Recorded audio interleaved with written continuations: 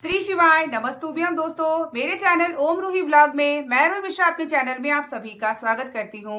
महादेव की कृपा से आप सभी स्वस्थ होंगे ये भी कामना करती हूँ। आज हम सभी वीडियो में जानेंगे कि 16 सोमवार का जब हम व्रत करते हैं तो उद्यापन विधि क्या होता है, हमें उद्यापन कैसे करना चाहिए। साथ ही जब हम 16 सोमवार का व्रत करते हैं तो व्रत में हमें क्या खाना चाहिए। और तीसरा है कि जब हम 16 सोमवार का व्रत करते हैं, माताएं बहनें महिलाएं जो व्रत करती हैं उस दरमियान अगर उनका पीरियड आ जाता है तो क्या उस व्रत को हम गिनती में लें या न लें।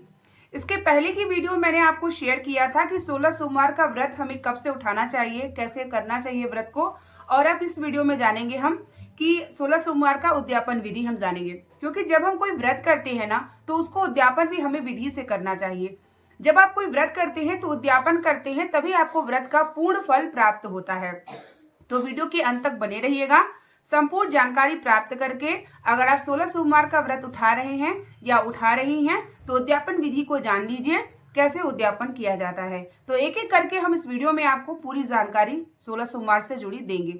16 सोमवार का जो भी भक्त व्रत करता है 16 सोमवार होते होते ही उसकी कामना पूर्ण हो जाती है। पूर्ण भरोसे से आप करिएगा।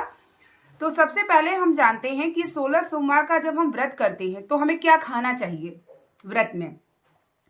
तो जब भी आप 16 सोमवार का व्रत उठा रही हैं तो शिव जी का ये व्रत है, इसमें आपको सेंधा नमक या व्रत वाला नमक बिल्कुल नहीं खाना है। आपको मीठी ही चीज ग्रहण करनी है, फलाहार पे आपको रहना है। और जब आप सायंकाल की तीसरे पहर की पूजा करती हैं शिव जी की, तो उस समय आपने 3 भाग में जब आप प्रसाद समर्पित करते हैं, एक शिव मंदिर में, एक शिव भक्तों के लिए और एक अपने लिए, तो जो अपना वाला हिस्सा है उसे आप ग्रहण कर लीजिए। उसके बाद ही रात्रि में आपको कुछ खाना है।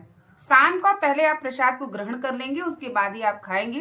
प्रसाद में आपको पता है कि आप जो है आटे का चूरमा जो होता है, चूरमा चढ़ाया जाता है शिव जी को, तो उसको आप जो चढ़ाएंगे वही चीजें आपको भी एक भाग खाना है। उसके बाद आप जो फल वल खाना चाहती हैं खा सकती हैं। पूरे फलाहार पे ये व्रत होता है और अन्न आपको वही ग्रहण करना होता है जब आप जो भगवान शिव को चढ़ाती हैं, एक भाग चूरमे आटे का जो भी आप बनाते हैं वही आपको ग्रहण करना होता है शाम के समय। उसके बाद आप फल जूस या जो भी आप खाना चाहें खा सकती हैं, लेकिन अन्न नहीं खाएं तो ज्यादा श्रेष्ठ होगा।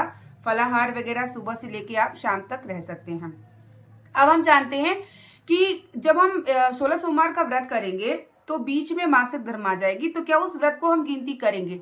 तो ऐसा बिल्कुल भी नहीं है, आपको गिनती में नहीं लेना है। व्रत तो करना है, आपको व्रत आपको करना है, पूजा नहीं करेंगे, लेकिन उस व्रत को गिनती में नहीं करेंगे। उसका अगले जब आपका सोमवार पड़ेगा व्रत करेंगे तो आप पूजा करेंगे तो उसी को आप गिनती में लेंगे। अगर बीच में कहीं पड़ जाता है या कहीं आपको ऐसा लग रहा है कि कहीं जाना पड़ रहा है, बीच में व्यवधान पड़ रहा है, तो आप व्रत करिएगा, लेकिन उसे गिनती में जो है मत लीजिएगा। गिनती में वही लीजिएगा जिसको आप सोमवार में पूजा करेंगी।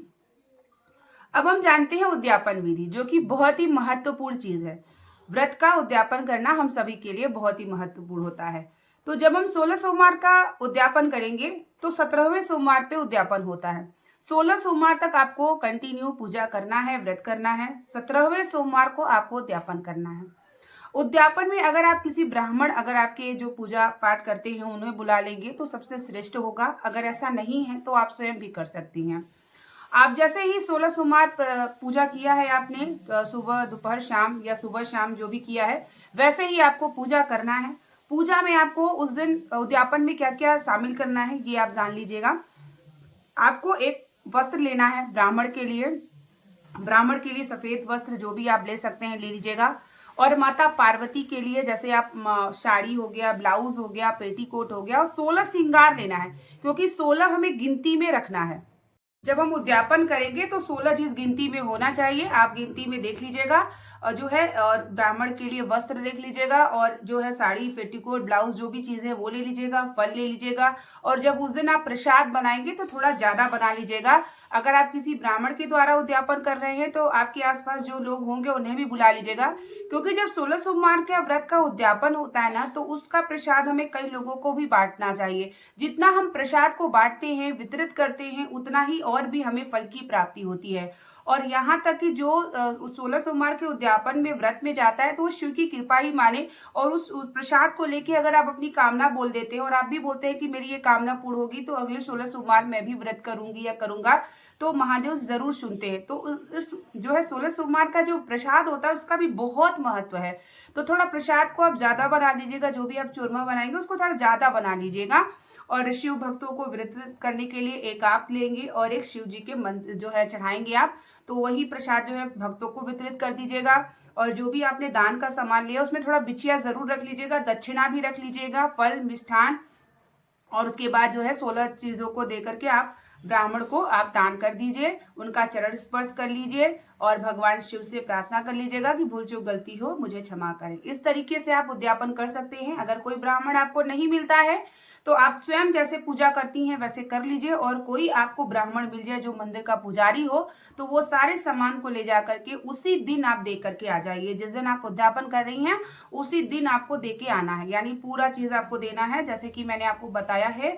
और हो सके तो थोड़ा सा अगर सीधा जैसे चावल दाल भी दे सकते हैं तो दे दीजिए, जो भी आपके सामर्थ्य में अनुसार हो। और आपको दक्षिणा अपने यथाशक्ति दे दीजिए, 16 श्रृंगार का सामान जो भी है वो दे दीजिएगा, फल मिष्ठान दे करके उनका चरण स्पर्श कर लीजिए। जहां भी वो रहते हो वहां भी जाके कर सकते हैं।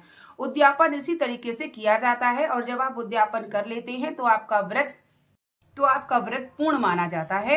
और 16 सोमवार का व्रत का उद्यापन इसी तरीके से होता है। 17वें सोमवार से मतलब जो भी सोमवार 17वां पड़ेगा आपको इसी प्रकार से करना है। तो आप जो है 16 सोमवार का व्रत करिए, जिससे जो भी आपकी कामना है। इसके पहले मैंने बताया भी था कि कब से 16 सोमवार का व्रत उठाया जाता है, जो भी कामना होती है वीडियो में डिस्क्रिप्शन बॉक्स में डाल दूंगी, आप उस पर भी देख सकते हैं।